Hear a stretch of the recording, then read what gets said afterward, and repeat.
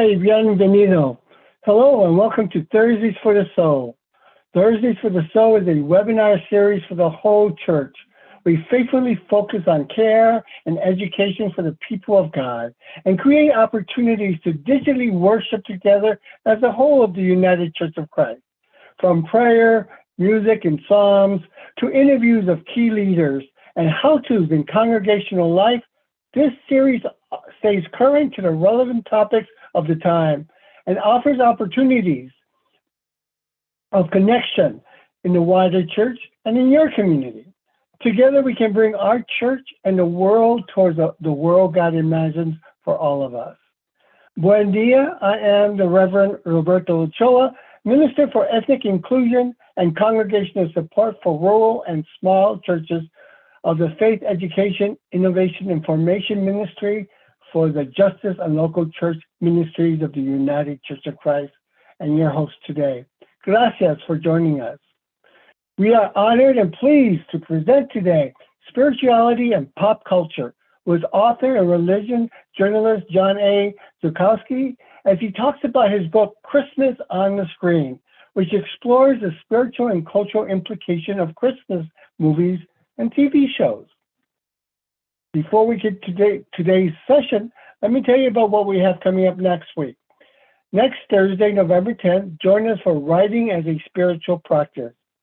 With deep understanding of the human spirit, each poem by Tina Dasco de Sanchez touches the reader's core with its rich imagery and holy metaphor. Join us as Tina reads poetry from her latest release, Swimming in God, and shares insight on her writing process and how she finds inspiration and invites attendees to craft ecstatic poetry of their own through writing prompts. We invite you to come to this webinar with your favorite writing implement and an open heart. And on November 17th, Thursday for the Soul presents a special Just World Covenant digital program, Becoming a Creation and Justice Church. Creation Justice Churches is a program of the United Church of Christ that guides congregations in discerning how they can best embody a commitment to care for God's creation. Join us as the UCC's Minister for Environmental Justice, the Reverend Dr. Brooks Brent, will host a panel of church leaders who have helped lead their churches into becoming creative justice churches. All our Thursdays for the Soul digital programs begin at 9:30 a.m. Hawaiian, 11:30 a.m. Alaskan, 12:30 Pacific, 1:30 Mountain, 2:30 Central, and 3:30 p.m. Eastern times. So dear friends, if these hours inspire you in any way, and you would like to continue supporting ministries like these, consider donating to the annual fund of the United Church of Christ by texting UCC to 41444. That's texting UCC to 41444. Thank you. Now for today's program, Spirituality and Pop Culture with author and religion journalist John A. Zukowski. As Christmas, yes, that time of year is nearing, becomes increasingly secularized, how do we talk to our congregations about this holiday? And how has popular view of Christmas changed over time? The answer may come from depictions of Christmas in popular movies and TV shows. Thursday for the Soul is exciting. As excited and pleased to have the Reverend Rachel Hackenberg, who is a publisher and team leader of faith-forming publications, the Pilgrim Press, who will lead today's topic discussion with our special guest, author and religion journalist John A. Zukowski, and his book, Christmas on the Screen. Bienvenida, Rachel. So good to see you. It's good to see you too, Roberto. Before you completely disappear, do you have a favorite Christmas movie? My favorite Christmas movie is the oldest version of A Christmas Carol. The classic. Yeah. Very nice. I think one of my top, I probably have several top favorites, but one of my favorite Christmas movies is White Christmas. It's a multi-generational favorite in my house. We watch it all together, usually the day after Thanksgiving, because there is the great divide in my home, as in many, about when you're allowed to start watching Christmas movies and listening to Christmas music. So, so for us, it's the day after Thanksgiving. My name is Rachel Hackenberg, as Rachel said, and I head the Pilgrim Press and other faith-forming publications for the United Church of Christ.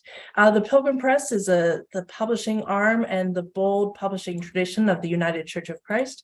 We go back 400 years, and we're still having these deep conversations about how and in what ways and in what the impact is of our faith, our spiritual lives, and the world around us all together. And we love John's book, Christmas on the Screen, for the ways that it does that. It reviews the evolution of American spirituality, specifically through Christmas films. So it's a delight to introduce John to you and another member of our team. Again, John Zukowski is a freelance writer, a journalist who specializes in spirituality and pop culture. His book with us is Christmas on the Screen, Reviewing the Evolution of American Spirituality. If you haven't yet purchased it, it's a great one, and you can find it at thepilgrimpress.com. And if you're a sucker for film reviews, you need to buy this book and then flip to the back, where John has reviewed just an enormous list of Christmas films. And so if you're looking for a new one, you can take his recommendations. Katie, let me introduce you, or have you introduce yourself and share your favorite Christmas film, and then we'll go to John. Hello, everybody, and Merry Christmas. I am Katie Martin. I am the license and acquisitions editor here at the Pilgrim Press, and also an avid Christmas lover. Although to Rachel's point, I am a very staunch Thanksgiving must happen first, and then Christmas begins after Thanksgiving, which, yes, is a hotly debated topic, apparently. For my role today, I will be keeping an eye on any audience questions from this live session. So as you have questions or comments, please feel free to share those in the appropriate tools that you have right now, and I will lift those into our time together today. My favorite Christmas movies, since I was a child, we've watched 2 every single year without fail, and that is Christmas Vacation and also the Pee Wee Herman Pee Wee's Playhouse Christmas special. Phenomenal. Thanks, Katie. And John, again, welcome, and thank you so much for your time and being on Thursdays for the Soul. And it's a delight to have you here. I'm looking forward to what you share and then some conversation following. So I'll let you get started, and maybe you'll let us know your favorite Christmas movie too. Well, thank you very much. I'm so excited to be here. Thank you for inviting me. There are 2 Christmas movies I try to watch every year. One is It's a Wonderful Life. I think that's kind of the deepest Christmas film in some ways. When you've watched the many Christmas movies as I have, when you see them more than once, you start to see which ones seem to have more depth to it. And that one is one I can watch over and over again and still get something new out of. And the other one that I really like watching is The Muppet Christmas Carol with Michael Caine. It's a musical. I think it's great. It's my favorite Christmas Carol version, and I just love the music and everything about it. So those 2 I try to watch every year. But I'm here today to talk about, the subject is popular culture and spirituality. Now, I'm going to be speaking about that through Christmas films, but I think I'd like everybody to consider some larger questions about that. Can popular culture in some ways, can they be spiritual texts, at least when they're done well? And maybe that can reach us in a couple of different ways. The first is through our vocations. Is there any way through our vocations, whether we're in the church or not, that we can reach other people, connect with other people, bring people in through popular culture? And I think the other way is kind of one's own spiritual path. I mean, we're all looking to spiritually grow. Are there things that we see in popular culture, things that are kind of important and special to us that might give some clues to our spiritual lives, might make us mature and grow spiritually? So maybe think about those 2 questions as kind of a bigger picture on this topic, but I'm going to be speaking today specifically about Christmas films, because this goes back to a time that popular culture did have an impact on me. When I was younger, I kind of grew up in the era where The Christmas TV specials were really popular, like Charlie Brown and The Grinch and Rudolph the Red-Nosed Reindeer. And this was before there were video recorders or streaming services, and you had to watch this stuff live as it happened. You kind of had to stop your life to go in front of the television and tell your mom and dad, hey, I got to watch Charlie Brown at 8 o'clock tonight. And maybe because you couldn't just watch them whenever you wanted to, or you had to wait a whole other year to see them, these things really had an impact on me. And I started thinking about that a few years ago when I was watching some of these shows, because it didn't seem like Christmas without watching them. And I said, well, why is this? And I thought it was more than just nostalgia. Maybe nostalgia was a little part of it, but I thought there was something in the films and TV specials themselves, something spiritual, something deeper that was still resonating with me after all these years. So I was kind of curious about it since I'm a religion journalist, and I started to look into it and found that not much had been written about the Christmas movie genre. There have been a few academic articles, but most of the books and other writing, it was just sort of trivia and stuff about films. No one really looked at the spiritual themes that were deeper in these films. So that's what kind of set me on this course. The first thing I noticed when I started doing this, which I thought was kind of interesting, is that Christmas films are not based on the gospel story, the birth narrative of Jesus. There are a few films that do feature the nativity story or kind of update it to the modern era, but those are very, very few. Christmas movies seem to be about something else. So the question I asked myself was, well, if they're not about the nativity story, what are they about? Well, the answer comes from a book that had the most impact on Christmas in popular culture in all kinds of ways, which was A Christmas Carol by Charles Dickens, released in 1843. It's been filmed many times. There's actually a new version called Spirited that comes out in a couple of weeks with Will Ferrell playing one of the ghosts. If you know the story, which I'm sure you do, because there's so many movies and it's been performed on stage so much, a series of ghosts visit Scrooge on Christmas Eve. And it results, well, Scrooge himself, I should say, is a businessman who's uncharitable, misanthropic, not connected with other people. And after these visitations, he changes to a different type of man, a much better person. So there's a spiritual transformation. Now, you can call it a conversion experience. If you take a book like William James, he has a book called Varieties of Religious Experience, kind of one of the seminal books in that area. He devotes a chapter to conversion experiences as being one path to experiencing religion. There are many others, but it's something that's very cinematic, like slow, mature spiritual growth over a series of years. That's not as exciting and cinematic. So Scrooge transforming, and another example would be The Grinch, if you remember from the great animated TV special.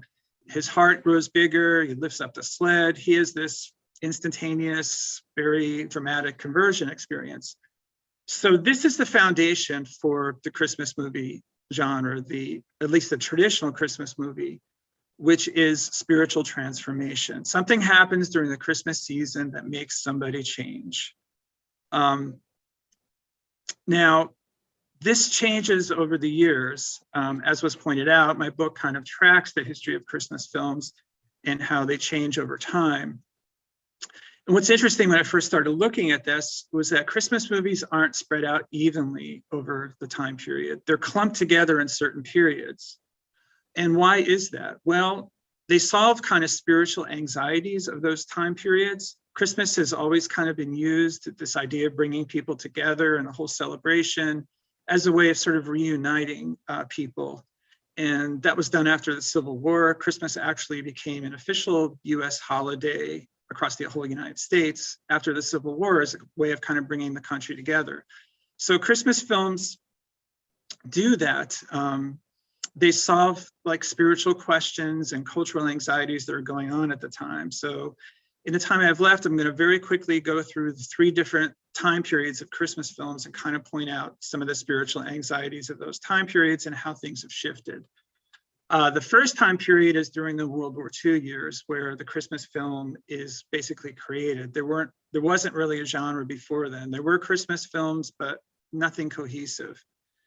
The reason that they're created during the World War II years is that there's a lot of sort of devastation because of World War II, as well as the effect it had on everyone, obviously, who went over, but also the reintegration into society of young people who went away to war, and a kind of rising materialism that happened after World War II. Sort of like after going through a crisis, well, what do we do? Well, maybe we'll just buy a bunch of stuff, move to the suburbs, buy some things, and maybe that'll solve this problem that we have. So Christmas films are kind of created to deal with those cultural and spiritual issues. This is the era of movies like It's a Wonderful Life, Miracle on 34th Street, sort of the real classics that are mostly in black and white. So this starts during World War II and ends in the mid-1950s with White Christmas. Now, Christmas movies could have been just dedicated to that time period because they kind of went away for a while after White Christmas, but they resurfaced, the genre resurfaces kind of in a really different place, which is on television in the 1960s, which is the second era of Christmas films. It starts with Rudolph the Red-Nosed Reindeer in 1964. This is a tremendously important show. It continues to be, it is the most watched TV show of all time because it airs every year and so many people watch it. So more people have seen Rudolph than anything else. What spiritual anxieties are these TV specials like Rudolph, Charlie Brown, The Grinch, Frosty the Snowman? What are they solving? Some of it is materialism, as it was in the first wave of Christmas films. That's really indicated in Charlie Brown. But some of it also is this kind of clash between the youth culture and the establishment in the 1960s. This is illustrated through Rudolph. Santa Claus in most Christmas films is sort of this benevolent, almost godlike figure. But in Rudolph, he's changed to this establishment figure. He's cranky. He's not the traditional Santa figure. He's a figure of the establishment. And Rudolph and his friend Hermie are part of this kind of counterculture. They go off on their own spiritual journey and eventually are accepted back into the community.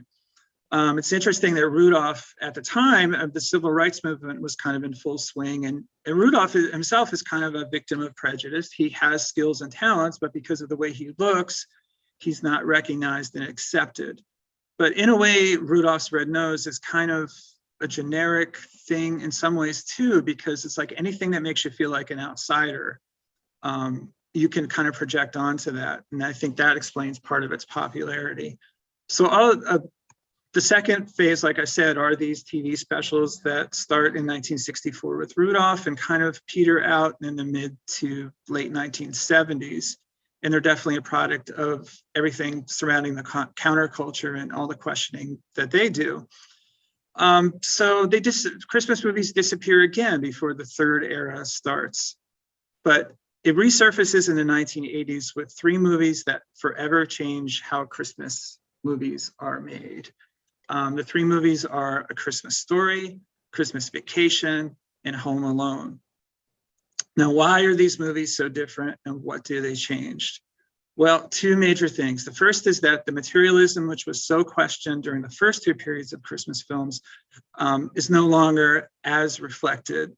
It's no longer a problem, really. I shouldn't say as reflected. It's just no longer a problem. It's really not approached very much, which is a major difference. But the really, really big thing is that there's a shift from this idea of spiritual transformation to navigating one's family during Christmas. And a lot of times these families range from everything from quirky, like in A Christmas Story, to really pretty dysfunctional, like in Home Alone.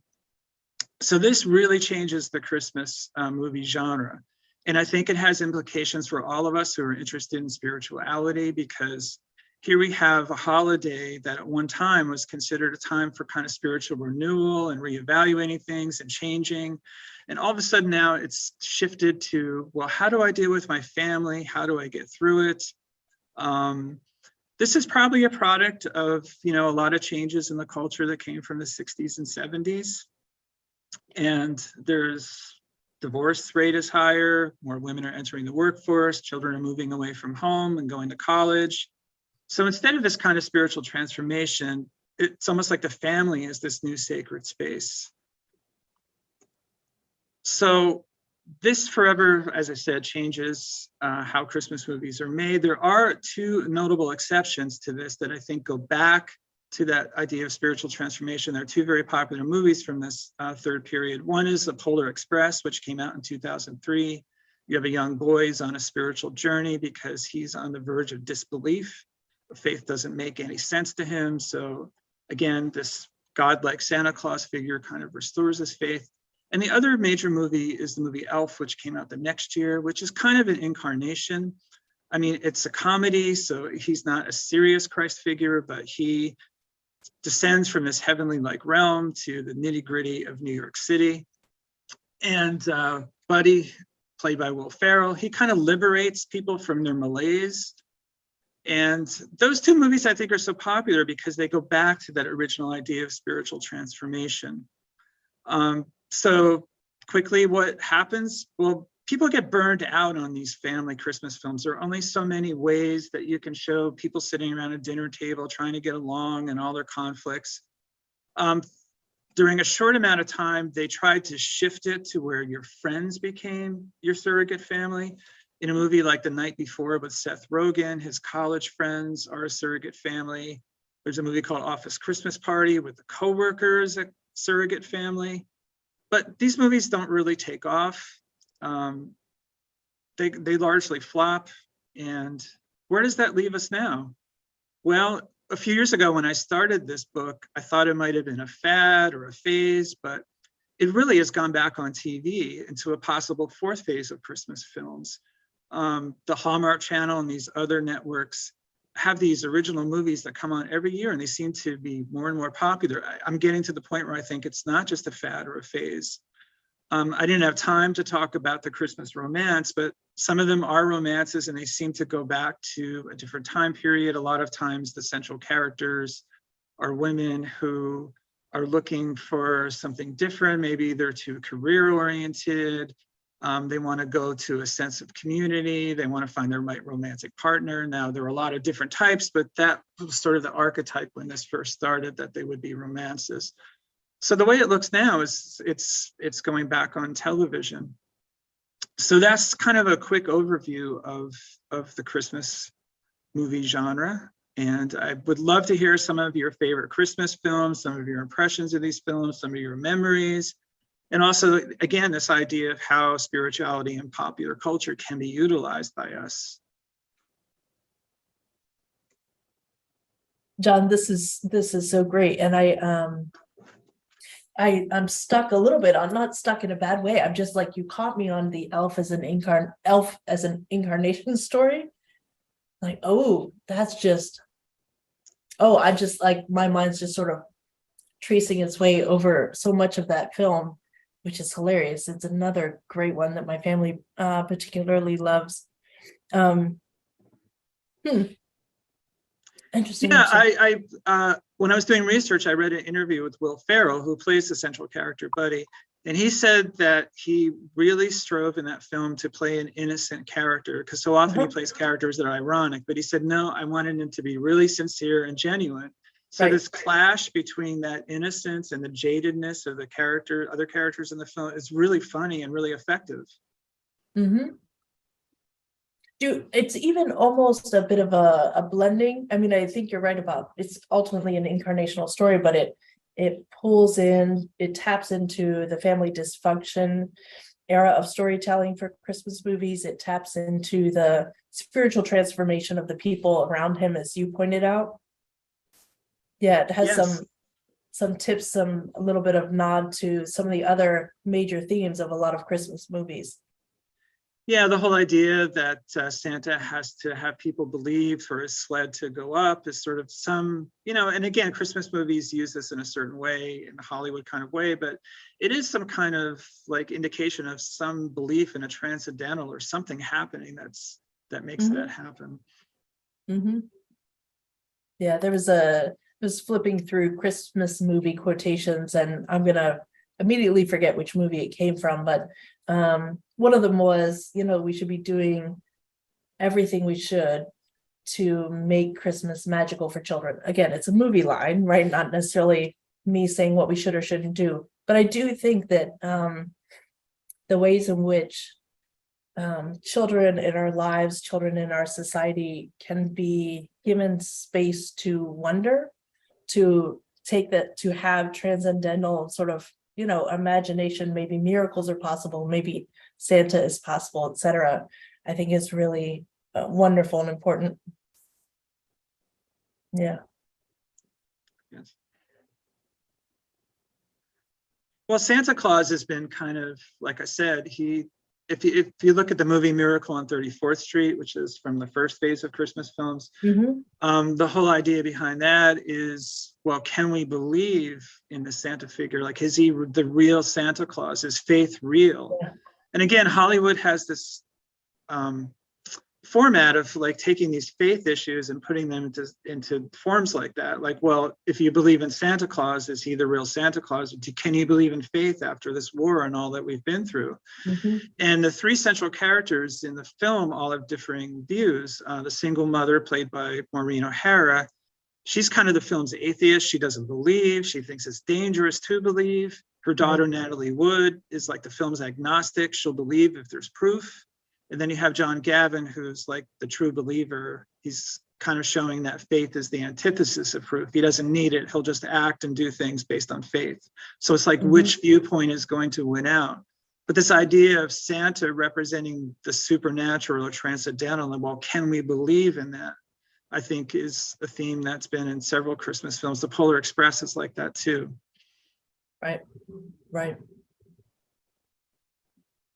Well, and I think about what you've said in your book. You trace a little bit in your book, especially because A Christmas Carol is such a formative and informative Christmas story and film.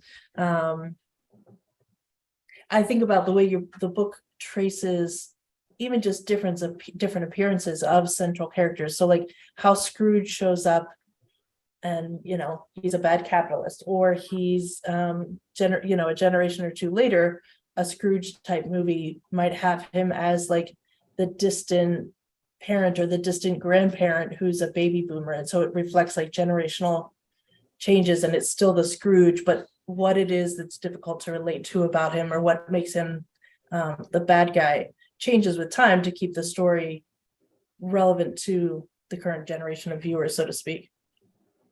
Yes, that's true. It'll be interesting to see what they do with this new version that comes out. I think Will Ferrell's playing one of the ghosts, but I think it's the movie's from the point of view of the ghosts. So we'll see how that adapts to this era. It's always interesting to see what they do. It's also be interesting to see what they do with this sequel to A Christmas Story. I mean, it's been, the original movie came out in 1983. So what are they going to do with it now? Right. I have to just confess briefly, there was a observation about several people on the screen being from Cleveland, and we're not necessarily, didn't all immediately jump to saying, oh, A Christmas Story is our favorite. Do you know, I didn't even watch that movie. I don't even know if I knew that movie was a Christmas movie until I moved to Cleveland, probably 10 years ago. Like, it wasn't in my my family's sort of catalog of Christmas films.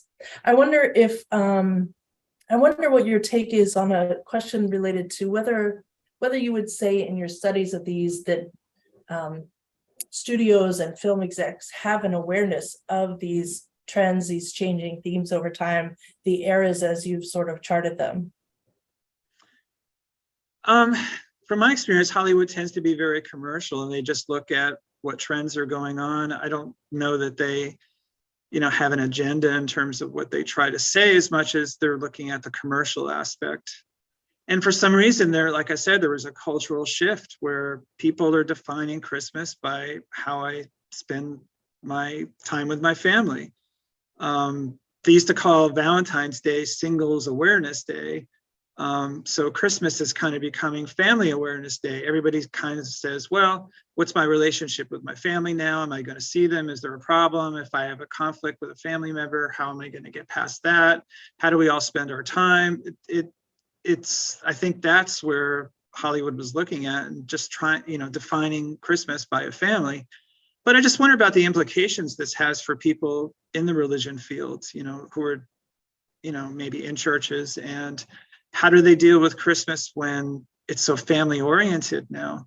When it's like, well, I've got to get my dinner together, and I've got to travel, and we all got to get together, and I just wonder what it's like for those people to deal with that. It makes me, as you were speaking, it went out of my head as soon as I started. Ooh, it'll come back to me. I'm gonna ask Katie to add in some questions, and whatever that thought was, I promise it'll come back.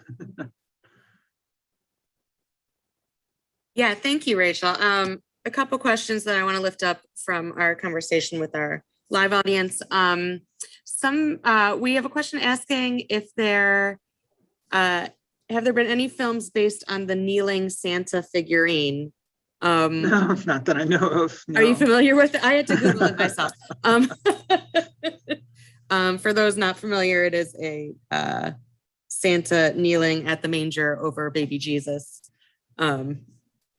So kind of trying to tie together Santa and the birth of Jesus. So no movies yet. No. And then a kind of, I think, an evergreen question when it comes to discussing Christmas movies. Is Die Hard considered a Christmas movie? Yes, absolutely. Aside from the idea of spiritual transformation, there are a couple things about Christmas films, because that's a question that gets asked to me a lot. How do you know something's a Christmas movie? Exactly. Well, there are two sort of details that I think are important. The first is that it has to be, a large part of it has to be set during the Christmas season. And people remember movies that have Christmas scenes. Like, for example, all the Harry Potter movies have Christmas scenes in them, but they're not Christmas movies. So sometimes I think people get confused. So a sizable section of the film has to be set during Christmas, and Die Hard does. It's set Christmas Eve into Christmas Day. And the other thing is the genre doesn't matter, because Christmas movies integrate into other genres. Christmas movies can be horror movies, they could be Westerns, they could be romantic comedies, dramas, anything. So the fact that Die Hard's an action movie doesn't really matter. The other thing is that I think Die Hard is it does show some spiritual transformation. The central character does have to change through the course of the film. But again, it's very family oriented, and it's a very interesting movie because it shows how, I think it was ahead of its time in some ways, because it shows how institutions don't seem to be working well. Because if you read all these polls now, people don't have trust in certain institutions like they used to. And I think Die Hard kind of shows that, because you have the FBI and the police kind of fumbling things. They won't listen to the people who really know what's going on. The corporations making people work on Christmas Eve. The terrorists are there. There's just idea that these things are out of control. So I think that's part of the reason that it still resonates with people. I think that it was kind of ahead of its time for that reason. But yes, Die Hard is definitely a Christmas film. I do agree with you. And thank you for mentioning that Christmas movies it can be its own genre, but it does not exist as its own genre. And, it can be a horror movie or an action movie. And you said Christmas Western, and I'm trying to think of is there a Christmas Western? Yes, there's a movie called The Three Godfathers with John Wayne, and it's an update of the Nativity story. Oh my gosh, I sort of now want to go see it. I kind of want to go look it up. Yeah, it's a good movie. If you like Westerns. Well, right. And, but really, a Western Christmas movie is definitely one I haven't dipped my toes into. Do you think, John, that, for example, in the three eras that you've traced, when movies are remade, for example, oh my gosh, A Christmas Carol, as that's remade, would you say that sort of what the theme of it is, or as it keeps returning, would you say the conversions are different as it has returned in the different phases of Christmas movies, even though it's in some ways the same story?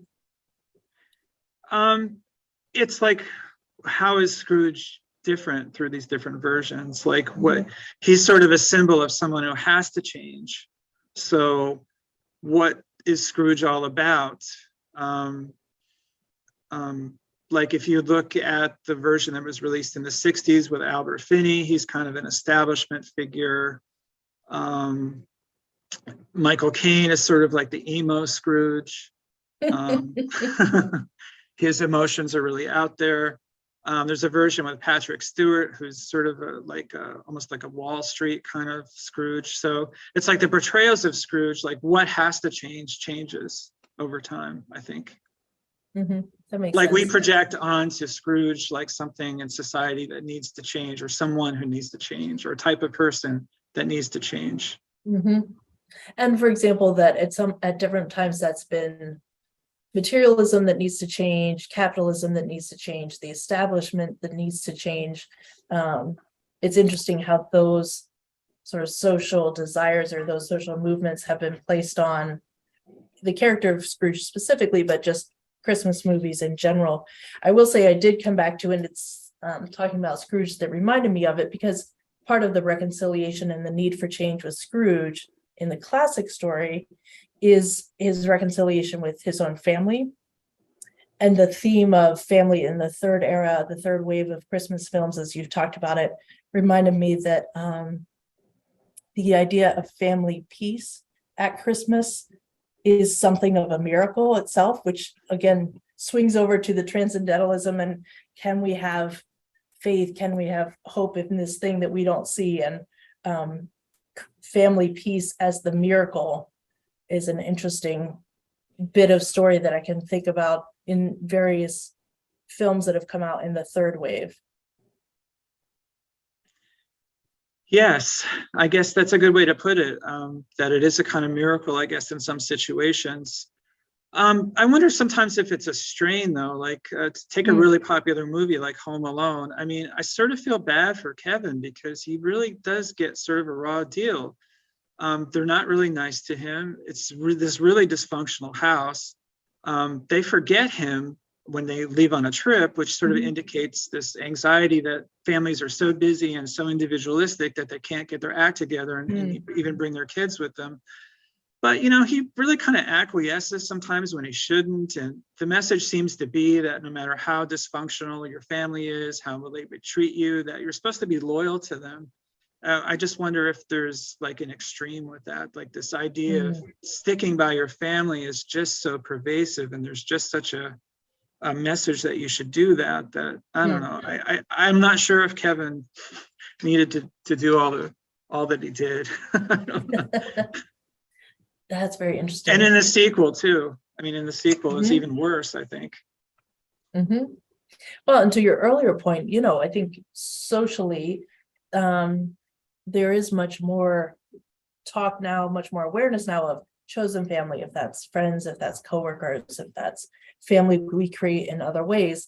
And I see that in some ways as a pushback of, actually, you don't always stick by your family of origin. You know, sometimes you create a family for that purpose, and, you know, maybe leaving your kid alone when you go somewhere entirely different is a reason for a little, you know, healthy separation, boundaries, all those good things.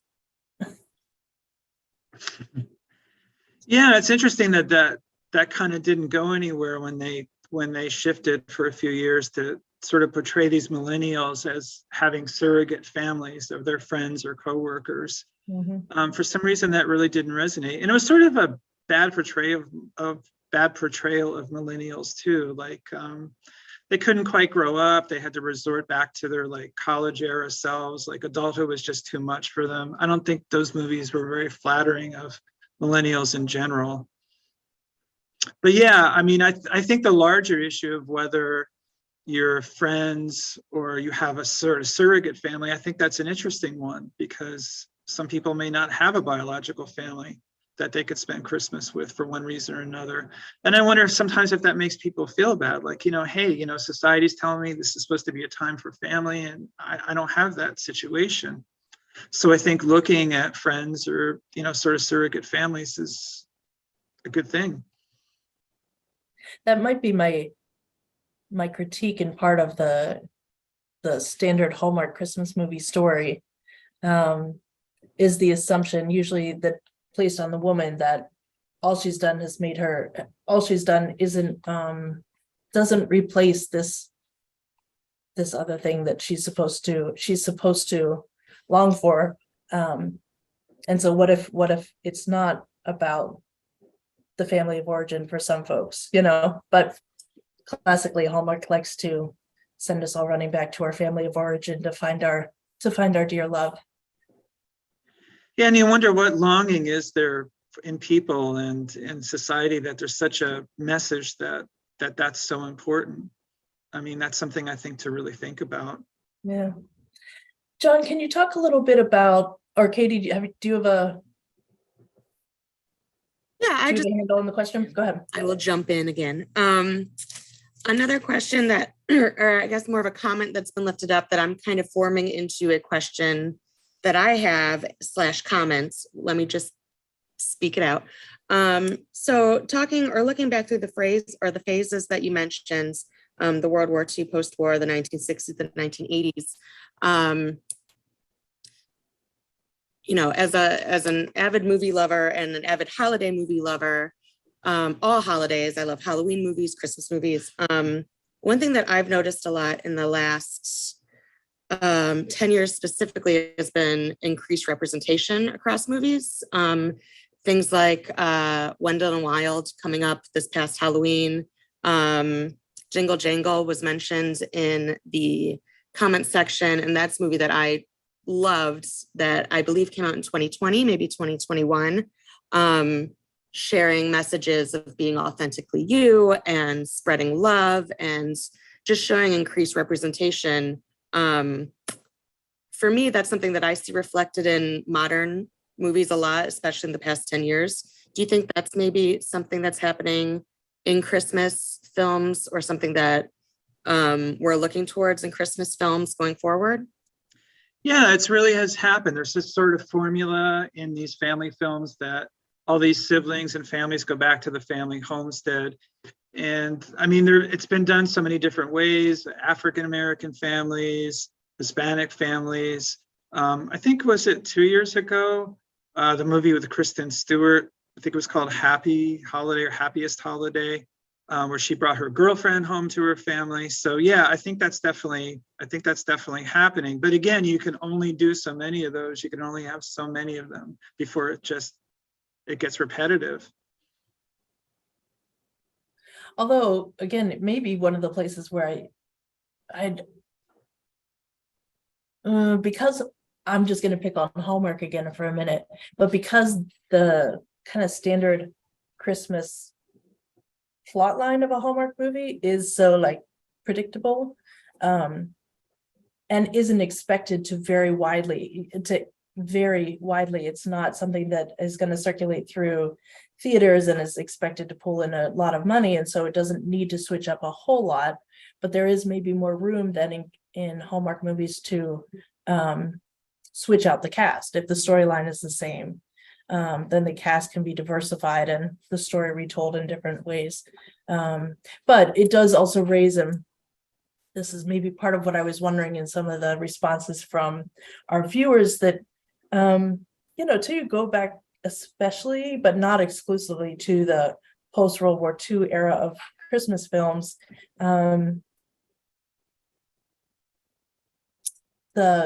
the whiteness of it all, of a lot of the popular Christmas films that came out in that wave,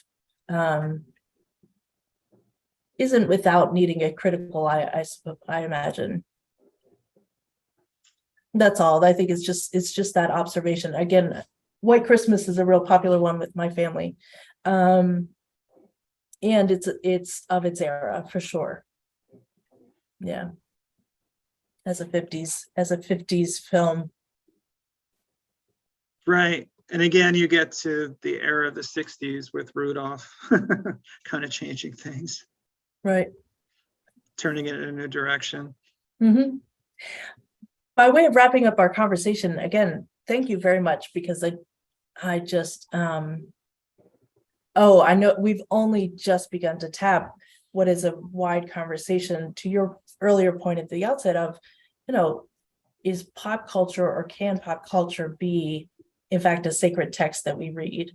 And to take just this sliver of Christmas films on TV and on the screen and kind of dive into that question and see what the messaging is through Christmas film is delightful. And I am an early Christmas fan, despite family rules of for my family of origin. But so it's a treat. I will probably play Christmas music for the rest of the day. But I know there was in fact a question there as we wrap up, which is what's your answer? What's your answer to whether pop culture can be a spiritual or a sacred text? I think it can be. And I think we have to have sort of a designation that any movie or any piece of art has a set of ethics to it. So that's one way to approach it. But does a film have a sense of the transcendental in any way? Yeah. I think that's the deeper question to ask too, because every movie has a set of ethics to it, right? Even the stuff that seems lightweight, they don't have a set of ethics. That's ethics.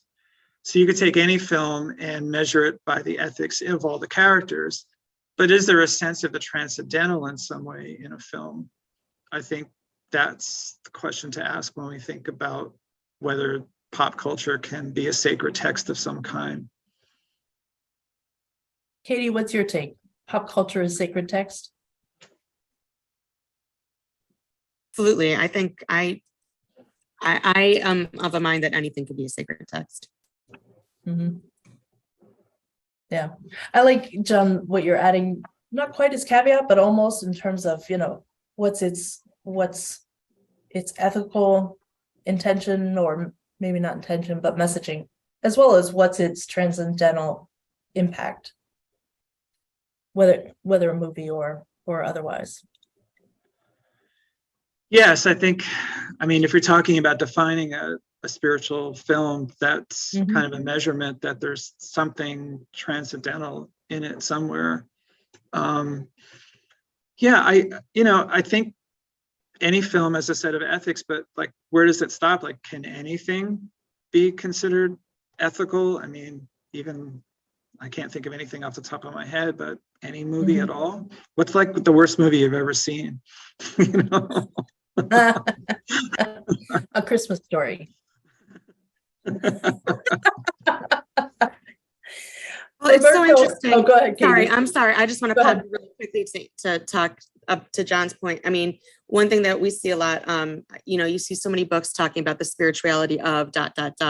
And I've seen books on The Big Lebowski and on The Simpsons and on, multiple different TV and movies specifically relating different characters to Christ figures or to spiritual figures. And the whole thing is very fast. We could talk at length about, dissecting different characters as Christ figures and spiritual figures. Now I'm trying to think of the worst movie I've ever seen. And so I guess let me amend my answer to say, I don't think everything can be, but I think there's definitely a lot out there that can be considered spiritual. Yeah. It's been my experience too, writing and in churches, that bringing in pop culture can really be a way to connect with people. I think that's something that can really resonate with them. Yeah. And for those who are listening, and it is worth noting too that John will have a new book from the Pilgrim Press coming out in 2023, 100 Spiritual Movies to See Before You Die. So you might already understand that the Pilgrim Press does think that pop culture can have some, can read as sacred text, and we can certainly understand and see ourselves reflected back through such things as movies. And again, John, thank you both for the time and the conversation. It's really rich. Well, thank you so much. It was really fun being here. Thank you all. Thank you all for a great conversation. I'm thinking of what's the worst movie for me, and someone mentioned about Santa Claus Conquers the Martians or something like that. When I first saw that, I didn't get it. I didn't get it as a kid, and I don't get it as an old man. So anyway, thank you all for this great conversation that we had. And thank you, for attending Thursdays for the Soul. I hope that this was something that you got a lot to do and share and continue the conversation this holiday season. So with that, Rachel, why don't you give us a benediction? Very simply, and to quote from A Christmas Carol, God bless us, everyone.